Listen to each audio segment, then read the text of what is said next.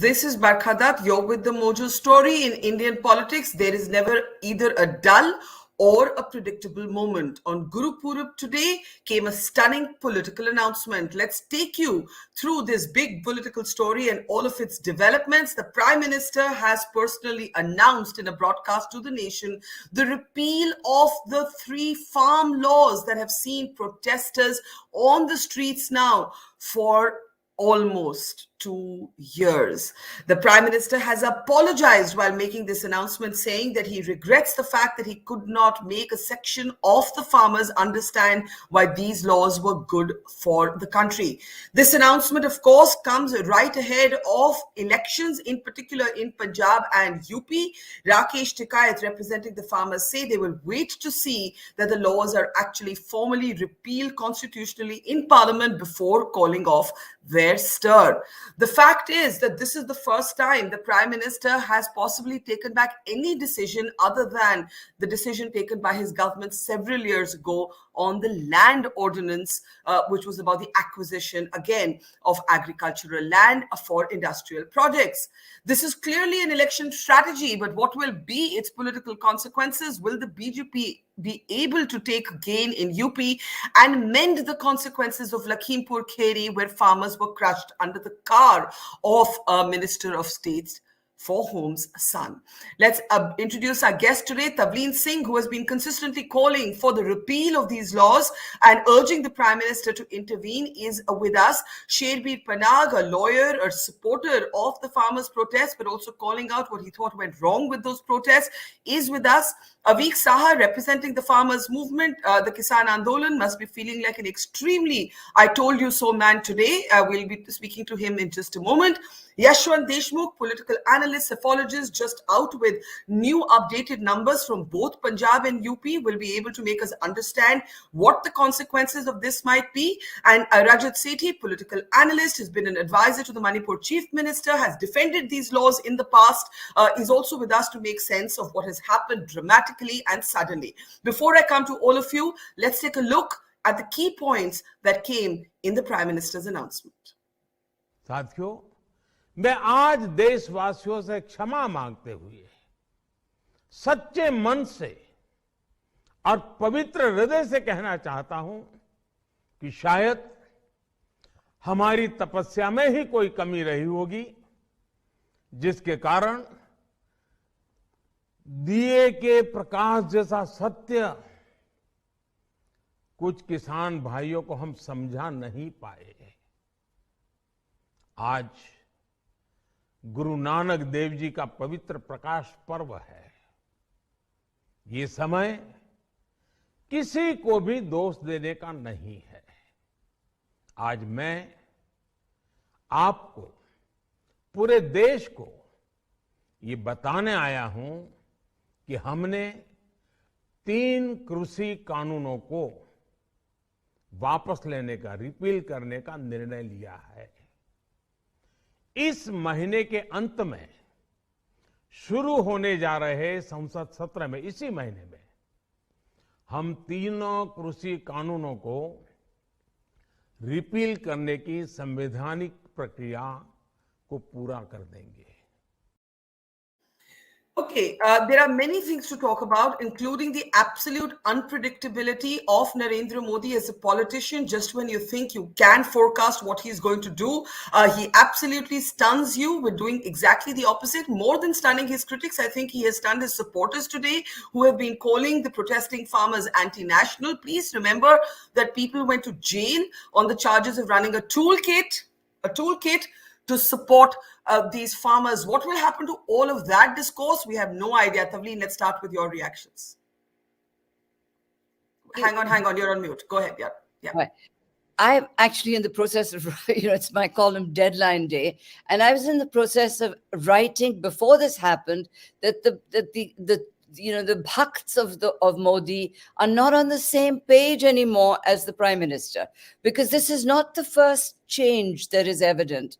He's been meeting businessmen in Delhi in the past couple of days, and they have come back saying that he's ready to listen for the first time to change, and that he's actually prioritizing economic development and all that sort of stuff over the Hindutva agenda. Whereas the convoy behind him of Bhakts has clearly continued on a road that he has left. So it did not surprise me. I mean, it surprised me and it did not, if you know what I mean. So you actually believe that there is a growing gap, Tavleen, between the Bhakt and the Prime Minister, or do you think that the Prime Minister is actually just an old-style politician? He's not ideological. He will change his script when he needs to. Look, let's give, I'm no big fan of Mr. Modi, but let's give credit where credit is due. How many prime ministers do you know who have had the humility to apologize for what has been perceived as a mistake? No, I agree. But I'm saying that's what makes all of our, the understanding we have of the Prime Minister flawed or incomplete because, we have so far sort of classified him as this alpha male leader who will never say sorry. Now he's come out and he said sorry. Well, maybe we were wrong. Maybe we should give up this kind of, alpha male and strongman thing. And let's just think of him as the Prime Minister and a Prime Minister who has had the courage to admit that he made a mistake. And it was clearly a mistake because something that the farmers said was not in their good. Maybe he should have done it earlier or not, but I'm very glad that he's done it. Avik, as someone who has defended this movement, represented it, spoken for it, been through some of its worst crises, obviously this is a moment of deep vindication for you. We can see those shots of celebrations coming in from the borders of Delhi, from the Singh border, the Tikri border, where the farmers have been there through cold and heat and criticism for months altogether. How do you see this development? What do you think finally flipped it? Do you think it was the elections? And I guess that doesn't matter to the farmers. They've got what they wanted. Sorry, Barkha. The farmers were not just asking for repeal of the three laws. These three laws have been dead for a long time, and neither this government or any government after this will have the courage to bring these kind of laws. The Supreme Court had stayed these laws. The government in its negotiation had offered to stay these laws for 18 months. So it was long dead. The Prime Minister today merely came out and formally announced it dead. So but that formal announcement is what you were protesting against. When there was an 18-month stay, it was not enough for you. The government's first compromise on this was to offer an 18-month pause. I just want to clarify that the farmers clearly said, we want these laws to be repealed and we want a law to guarantee our prices. The farmers are asking today, what did we get out of this agitation? Repeal of the three laws, the laws were interfering in the main demand to get price guarantees. Yeah. That the Prime Minister has not spoken about. So I think it's too early to celebrate. The joy I can understand, the pain that farmers have gone through for the last 1 year at the borders of Delhi and 6 months before that in Punjab, I think there is a sense of relief. But that doesn't mean the battle is over. That doesn't mean Mr. Modi has conceded anything, in fact. And on the issue of apology, which we discussed in the beginning, I wish you'd play that Prime Minister's speech again. He apologizes not to the nation, not for a mistake, but his inability to convince a small section of stupid farmers who did not see the bright light that he was shining on them. Are you showing an absence of generosity here? There has to be in any movement, even Gandhi would have taught us that when someone makes an offer, you meet them halfway. If you just flip back the pages a little bit, perhaps you will agree with me that the Prime Minister is very difficult to trust. This Prime Minister, as Chief Minister, had said MSP guarantee law is a must. This Prime Minister came to power promising that law. Within 6 months, this Prime Minister filed an affidavit in the Supreme Court saying that we can't give you such a law. It will distort the markets. So we've seen these flip-flops.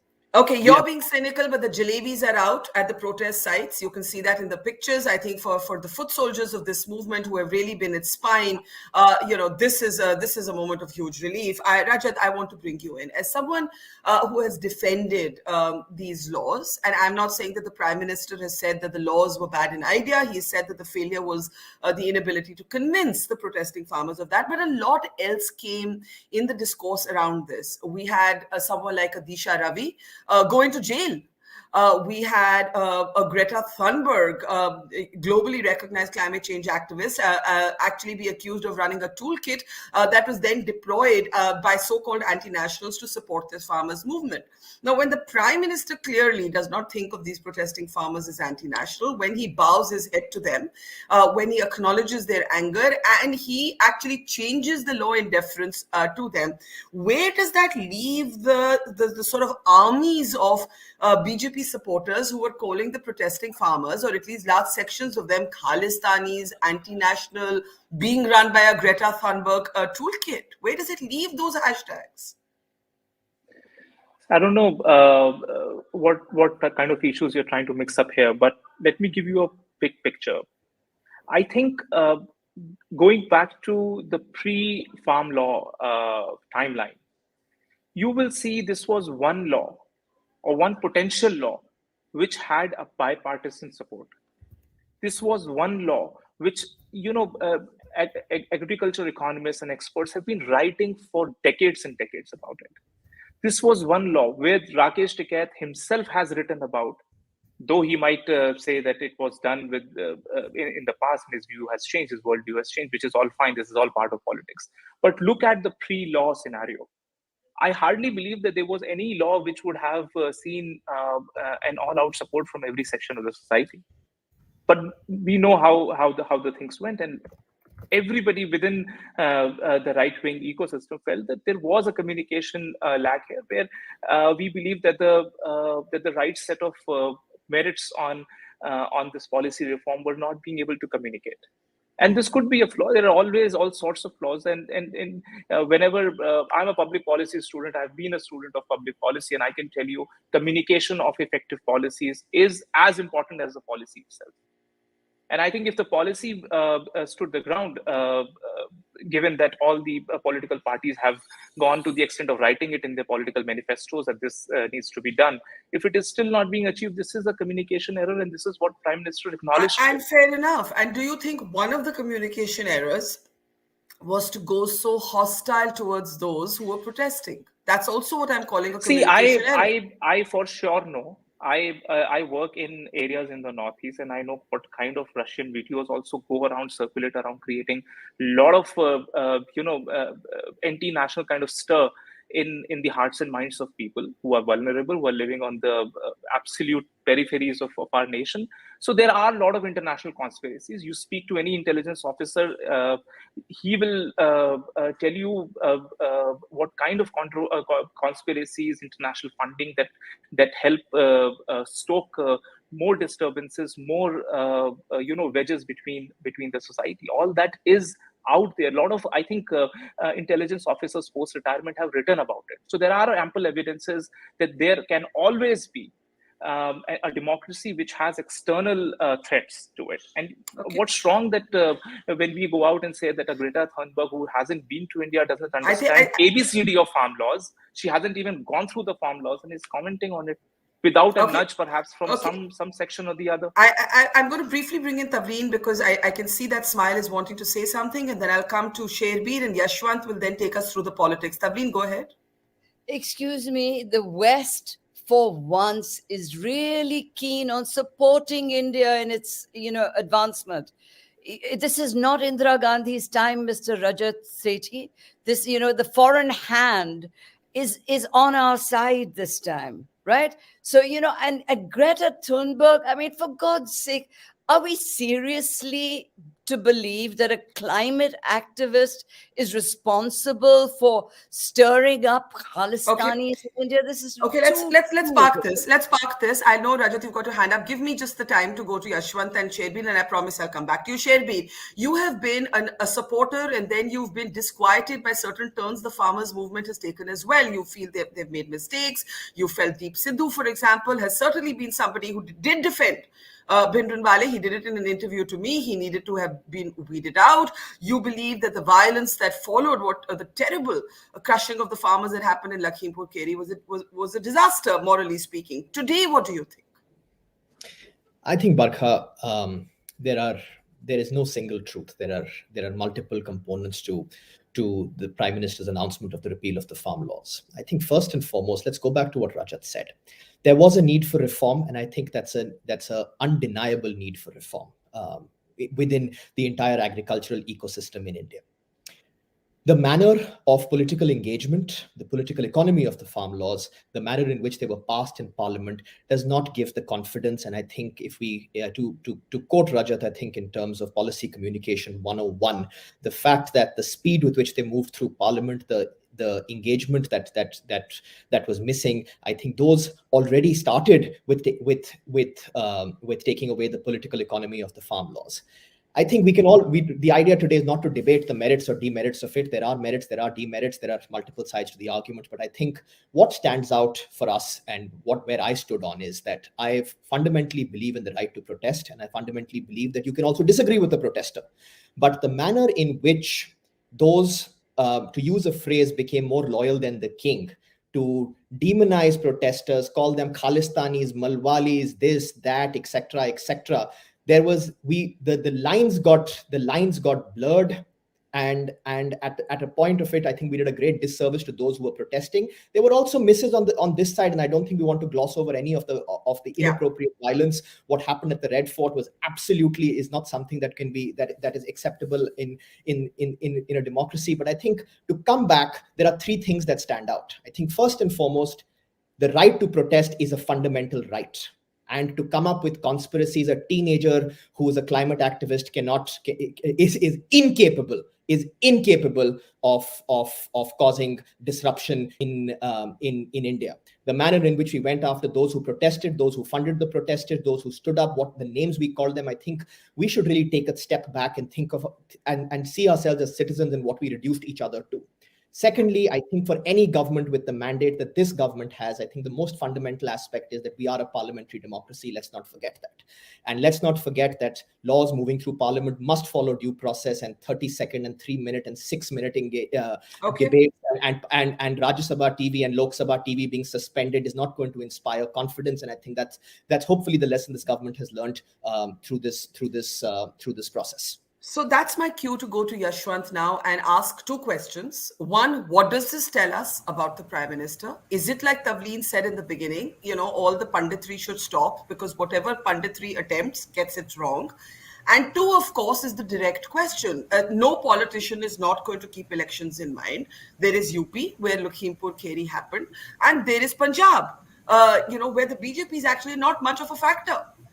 So first, let's start with what this tells us about Modi, the politician, and then let's go a deeper dive into what this might mean in terms of what your numbers are telling us from the states. Some people online have said that the decision of the Prime Minister to do this shows anxiety about UP. Punjab, they knew they weren't a factor. Do you think it reflects that? Go ahead, Yashwant. Barkha, first of all, I must say that I have, for the first time, I'm having a conversation one-on-one here with Sherbir, and whatever he said, Sherbir, for the moment, I am fan of yours. Whatever you've said is... He has been astoundingly complex and fair and balanced through this. Absolutely. I couldn't agree more on whatever he has said just now. Having said that, Barkha, I genuinely feel we are in a federal structure and there is never a binary moment in our politics. There can never be a binaries of 0 and 1 and kind of thing that, okay, this is the ultimate truth. There are different shades of the way things in our kind of federal structure we need to respect and see. I have openly said it, and Barkha, and I've always been a supporter of a guarantee for MSP. So before our farm leaders start reacting to what I'm trying to say, I agree. I have written openly that yes, we must guarantee the MSP. So we are on the same. But however, it cannot be a binary because the data doesn't say that it was a binary thing. To start with, almost we figured out in our data almost 70% of farmers outside Punjab, Haryana, and Western UP actually supported these farm laws. Actually, they supported these farm laws. So this entire notion that all across India the farmers were up against these farm laws and these reforms, this is not correct. This is incorrect to start with. Yes, these farm laws with all those things which are there were not really making sense to the farmers, particularly the higher end of the side of the farmers, which arguably are in Punjab, Haryana, and Western UP. Now, should they be demonized? Of course not.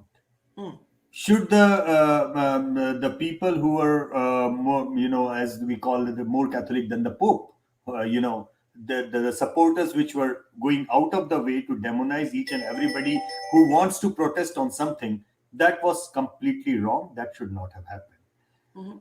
Are these decisions taken because of coming elections? I have been getting messages on social media saying, boss, your last survey, because BJP was shown crashing down in UP, that is why they have come up with these kind of thing. Because in UP, yeah. I was looking at your numbers, and these are your Punjab numbers, but in UP, your numbers were showing the BJP coming down to about 213, if I'm not wrong. Exactly. Yeah. So I mean, can we flip to the UP chart of Yashwant's survey? Yeah. I don't really think that that downward trend in UP or those things, because as you said, in Punjab, BJP was already outside the contest. There was no contest for Punjab, Yeah. It actually helped them electorally in Haryana. I mean, it may sound strange to you, but the by-poll election results actually showed up to that BJP on the non-Jat polarization, anti-Jat polarization has actually pulled up its vote base in Haryana. Now, is this decision taken with something with immediate electoral impact? I doubt. I mean, we understand Prime Minister Modi is a politician and no politician does anything without the political impact of it. But I genuinely do believe that this decision has everything to do with the internal security situation in Punjab. We know for sure that minorities in Punjab, which are Hindus, were quite scared with the idea of going back to the 80s.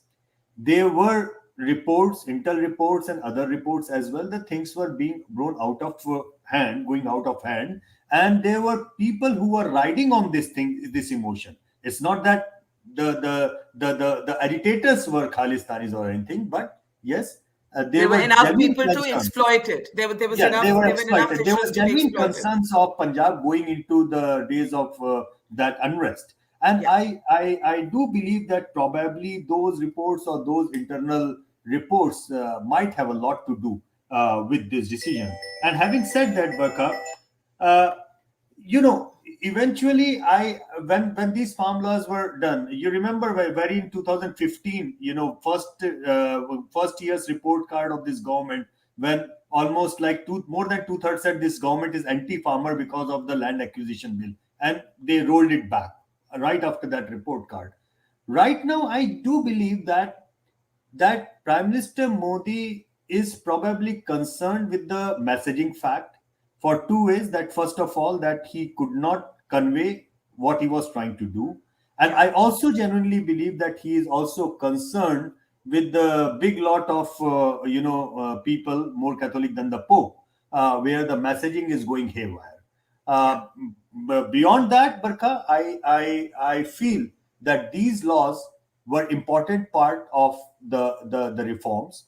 We needed these laws. Anybody who understand, I mean, protest aside, I mean, everybody and everything is free to protest. Sure. I am with the protesters, but these reforms were needed.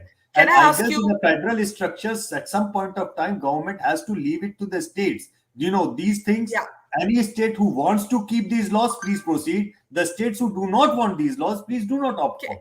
And I'm going to ask you later what the impact, if any, will be in the specific states, since you think that the messaging in the internal security has been more of a reason. Yashwant, in one line, if you had to tell us what this tells us about Modi, the politician, what would you say it is?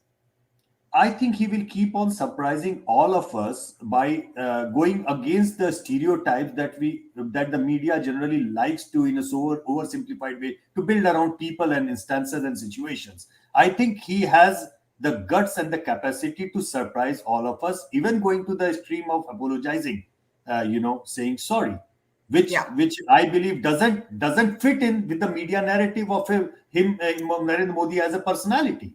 No, I think we do. I think we do have to acknowledge that we think of Modi in the aftermath of, let's say, a demonetization policy, and we have used that template to forecast what he may or may not do.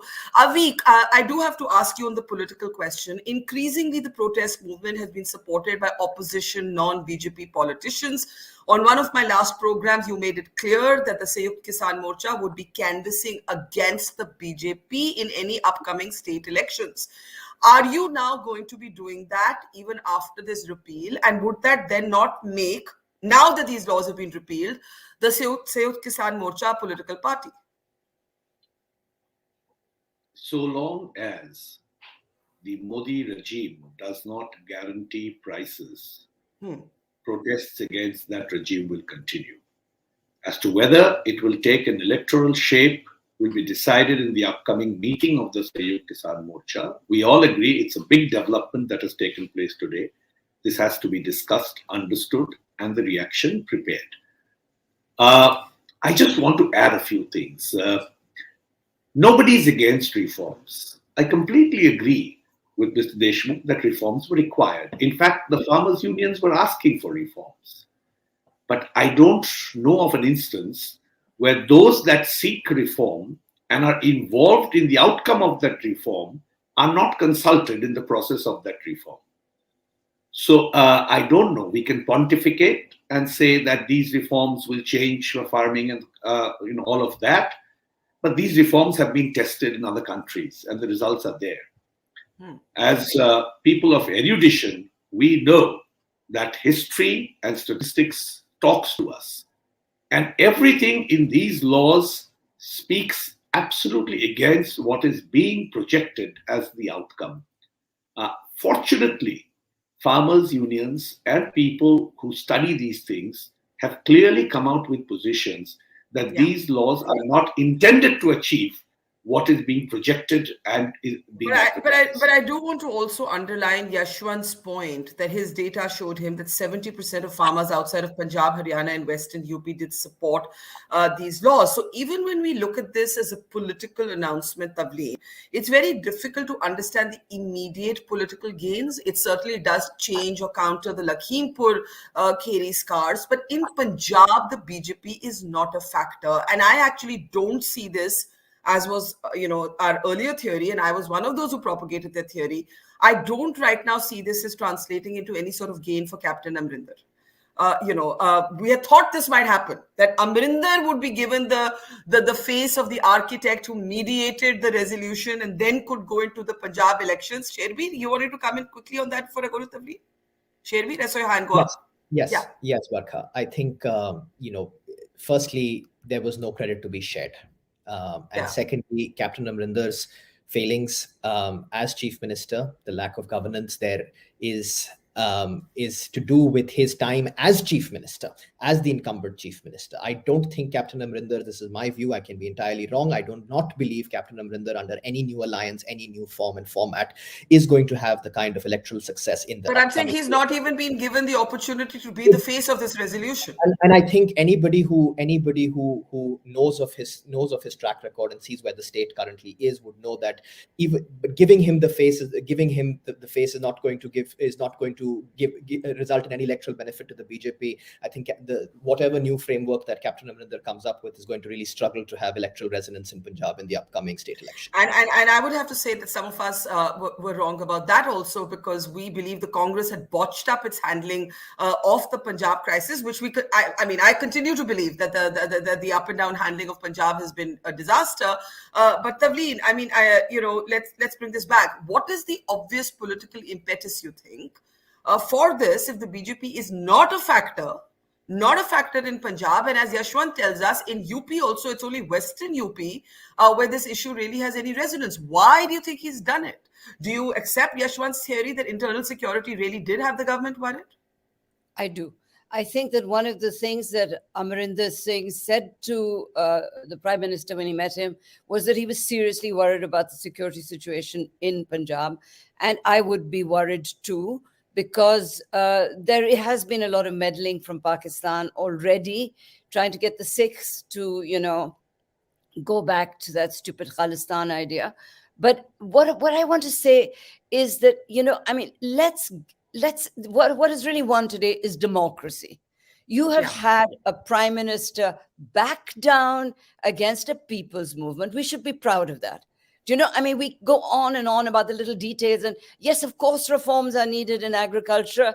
You need cold storage chains. You need farmers to be able to export at a good price. You need farmers to get enough money to survive. Actually, the poorest people in this country are even rich farmers. If they just sold their land and put the money in the bank, they would earn more than they do, the so-called rich farmers, right?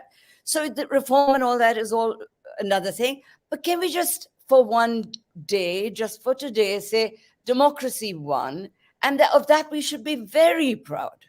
And as for that comment about 70% supported, 70% of your farmers cannot do more than grow enough to eat.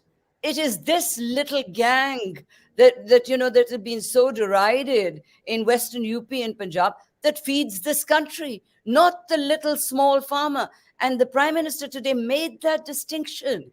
He said, I thought that I was doing this for 70% of the farmers who have less than, 2 hectares of land? I don't know what hectares are, but it's less than 2 or 3 acres. Those guys can barely feed their family. My brother is a so-called rich farmer. He can barely feed his. So, let's not, that's another point. But today, let's celebrate the fact that the people won against a very, very powerful prime minister. And as far as I'm concerned, that's very good. I think that's well said, that irrespective of where you stand on the legislation, the power of a people's movement to change the mind of a government shows you that the temperature of your democracy is a normal at a time when there has been, some concern, some disquiet, some ups, some downs. Rajat, let's bring you back in. Rajat, go ahead. See, I think this is where the framing goes wrong. If you see this agitation or the pullback of these farm laws as a win and a loss, win for one party and loss for the other party, you go fundamentally wrong there. And this sort of a dichotomy has been really built in, that okay, the prime minister is for one section of the society and not for the other section. And this has been by a lot of commentators and analysts. This kind of a wedge has been constantly fed into this narrative. And this is where I personally feel we should not look at. At every point, I suppose that the government tried and failed.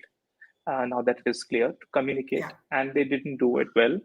On the other side, you all agree here that there were certain internal security elements, and on the other side, you say that the calling a few sections of Khalistanis penetrating into it was I mean, we didn't wrong. think Disha Ravi was the Khalistani. I think that's the difference, Rajat. We didn't think Disha Ravi was driving the Khalistan infiltration into the ranks. Again, please allow me to finish. What I'm trying to tell you here is, see, support and being an active Khalistani member, or financing, or supporting it through some other ways. These are distinct ways of being part of a larger sort of a toolbox, so to use the term that was being used at that time. We all understood that there were certain facts which were put out that even Haryana got funded from one such organization which had some level of sympathizers for the Khalistani movement. What I'm trying to tell you here is that if it is a national security concern or an internal security concern, as some commentators here were agreeing to, then you need to understand that yes, there were some Khalistani elements which had penetrated and were trying to take advantage of the schism between the government on one side and the farmers on the other side. And Okay. that is where I suppose Rajat, do you a accept lot of supporters Tavleen's? of the government also. I want to ask both also you and came out in the Yashwant this polls. question. Tavleen's comment that there is a gap between the supporters or the more sort of strident supporters, who are called bhaks online, and the Prime Minister. Do you agree with that? Do you think that a government cannot be driven by the way an online strident mob of supporters thinks? This is for me or Tavleen, Barkha? Well, it is actually both for Rajat and you, Yashwant. Rajat, if you want to take that first, I think Rajat's actually frozen up. Yashwant, go ahead.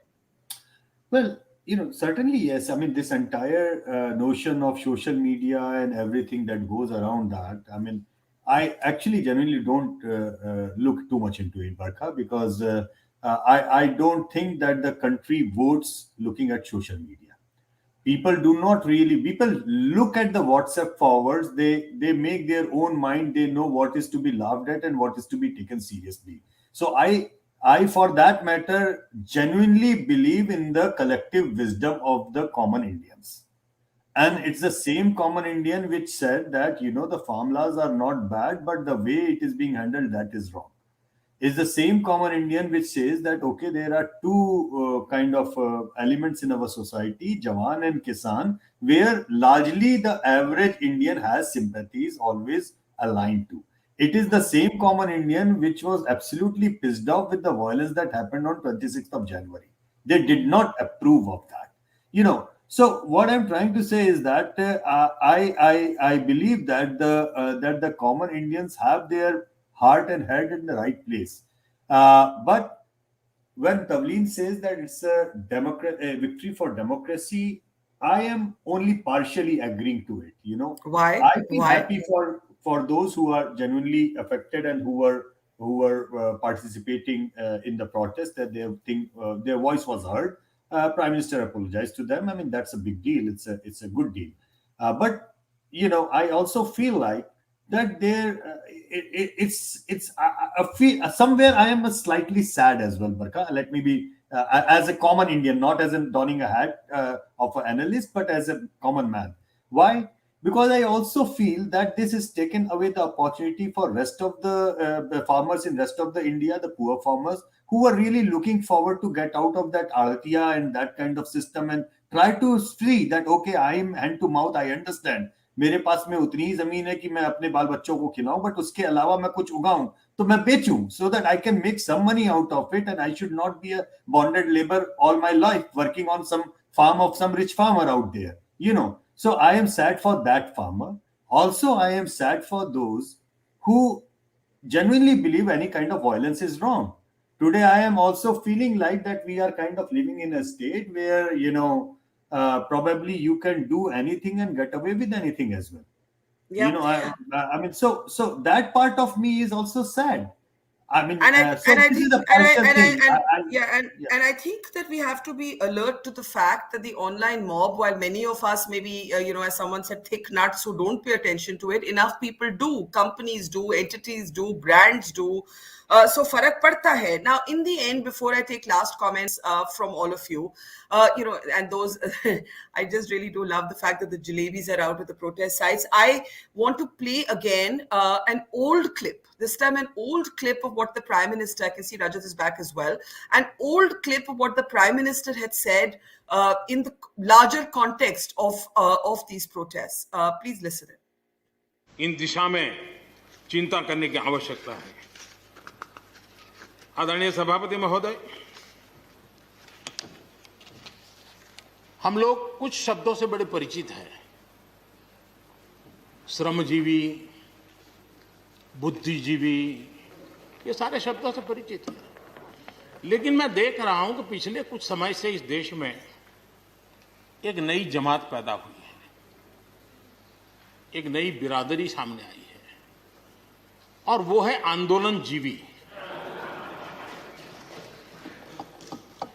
ये जमात आप देखोगे, वकीलों का आंदोलन है वो न वहां नजर आएंगे, स्टूडेंट का आंदोलन है वो वहां नजर आएंगे, मजदूर का आंदोलन है वो वहां नजर आएंगे, कभी पर्दे के पीछे कभी पर्दे के आगे।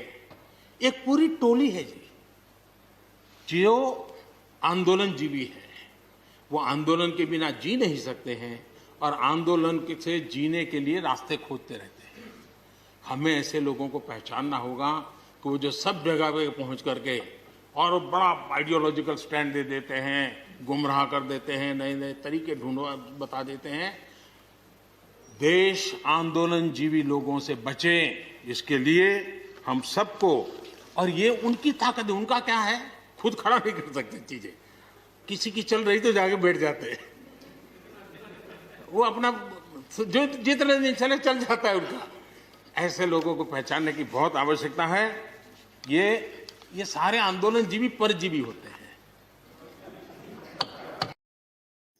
Okay, so the Prime Minister there, this is an earlier clip, of course, talking about the protesting community or clan, as it were, which he calls Andolan Jivi. Before we take last comments, I think it's fitting. We've seen the shots of the farmers celebrating, just to hear how they're seeing this development from the ground. बिल्कुल 12वां महीना हो गया, हमें यहीं पे डटे हुए जी। हाँ बिल्कुल, सर्दियाँ भी देखी हमने, बरसातें भी देखी, पानी में भी गए हैं। खाने की व्यवस्था भी आप देख रहे हैं, कोई अच्छी खास इतनी नहीं, लेकिन ठीक है जैसा भी। वो तब नहीं किया, अब कर दिया, कोई दिक्कत नहीं है हमें, हम फिर भी उनसे खुश हैं, कोई परेशानी नहीं। इस खुशी में आप लोग क्या कर रहे हैं? आज मिठाई बांट रहे हैं? मिठाई बट रही है जी सुबह से। ये जलेबियाँ बनाई हैं, अभी रसगुल्ले बने थे, अभी आगे और बर्फियाँ बनने लग रही है, कोई दिक्कत नहीं जी। प्रधानमंत्री जी आए तो उनको भी खिलाएंगे, कोई परेशानी नहीं। प्रधानमंत्री आए और उनको भी खिलाएंगे। I just love that. I think, I know that Yashwant feels partially sad, but I think this is how conflicts should end, with a jalebi, with a barfi, with a generosity of heart and spirit. I'm going to take last comments. Rajat, I'll start with you. I think in this battle of ideas, there was a stiff logjam. Somebody had to blink, and it's always good for a democracy that the more powerful shows more magnanimity and blinks first. And I think Prime Minister has understood that this is a clear logjam and things aren't moving ahead a bit. He realized this, and I think he's a realist at the end of the day, being a politician, representing the voice of millions and millions of people in the parliament. He realizes that this cannot be the way forward. He's taken a step back from there. It's definitely a sad day for all reform enthusiasts, because conjuring up the support for the next round of farm laws would be very difficult for any new political entrant. This is a lost cause, at least for the foreseeable future, and that is where things are sad. But otherwise, a win for the democracy. Okay. Avik, those farmers on the ground are being a lot less circumspect than you. They're opening their hearts with much more intuition and instinct. And, when I was reporting from the farmers' protest side, they would always say, we want to talk to the Prime Minister. They always wanted to hear from the Prime Minister himself. Yes, I quite agree with them. It's time to be cautiously optimistic and happy. Okay. There is ground to be covered, and that's what I was trying to bring to your attention.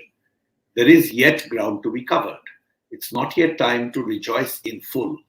There are demands to be met, and there will be meetings to decide on what to do next. The Prime Minister has come up with an announcement which is most welcome. He now needs to take the next step. Okay. And we will wait for that. Okay, Sherbir, I know that all of our eyes lit up at that statement from that protesting farmer, because this is, there's been so much talk about two Indias. This is the only India most of us have known, where you can have a bitter argument, but it will always end with chai pee ke jao. Sherbir, go ahead.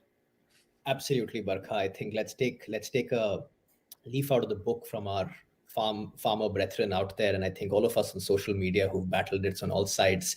and said some pretty nasty things to each other. I think let's jalebi khate hain, barfi khate hain, rasgulle khate hain, whatever it is, let's go for it. And I think let's just take the lesson back that next time, if we don't agree with polity, we don't agree with the law, we don't agree with the government, it doesn't make us any less of citizens. We don't need new names, we don't need to go to Pakistan, we don't need anybody else to resolve our differences. We are a democracy at the heart of it. He's our prime minister. He has our mandate. We aren't like several other countries where people get installed. So at the end of the day, let's resolve things in a democratic manner. But for today, I would agree with you. Today is the Jalebi day for all sides. Yashwant, on this Jalebi day, any immediate political consequences that you see? Well, even if a part of me is sad, I was born in Banaras, so I will be happy with the You're partial jalebi to jalebis. So I am fine with the jalebis all the time. Yes, but yes, being in a federal structure, reforms are required, needed, but it also teaches us that we just cannot force down the reforms, and it actually has a lot more for the farm leaders to understand this as well. They are right now sitting in the area where those who are not agreeing to these reforms, but they need to reach out to those farmers as well. If they really want to be said, they are the farm leaders, that those farmers who are actually were going to be benefited by these reforms. So that's a lesson for everyone to learn. I think Prime Minister has certainly learned and surprised everyone, all the stereotypes and everything that goes around that. I don't know how much the farm leaders are going to learn from this. Okay. Tavleen, last word to you. Protest is the lifeblood of democracy. And I hope that the Prime Minister has learnt the lesson that you do not malign people who protest as Andolanjivis. There will be protest. This is a democracy. We should celebrate protest and try to understand it rather than to malign it. I hope that lesson has been learned. I think that this is really, there's so many lessons to take away from it. And I think as Sherbir pointed out, there have been misses on the side of the protesters as well. And there are lessons to be taken away by them as well. But I think as Rajat made the point, that in a jousting match, it's always good for the more powerful to make space than for those who have less power. But I also think that it is a moment, irrespective of whether you've been disappointed as a reform enthusiast or whether you've been vindicated as a protester, it is a moment for grace and it is a moment to eat a jalebi. Thank you, Sherbir, Tavleen, Yashwant, Rajat, and Avik. There's a lot that's still to be followed through on this, and we will continue to do that both from the ground and in our analysis. But for now, thanks for watching. See you tomorrow. Goodbye. It's great to see you here. Thank you for watching our work. If you haven't subscribed yet, don't forget to click the bell icon and subscribe to Mojo Story and support independent, robust journalism.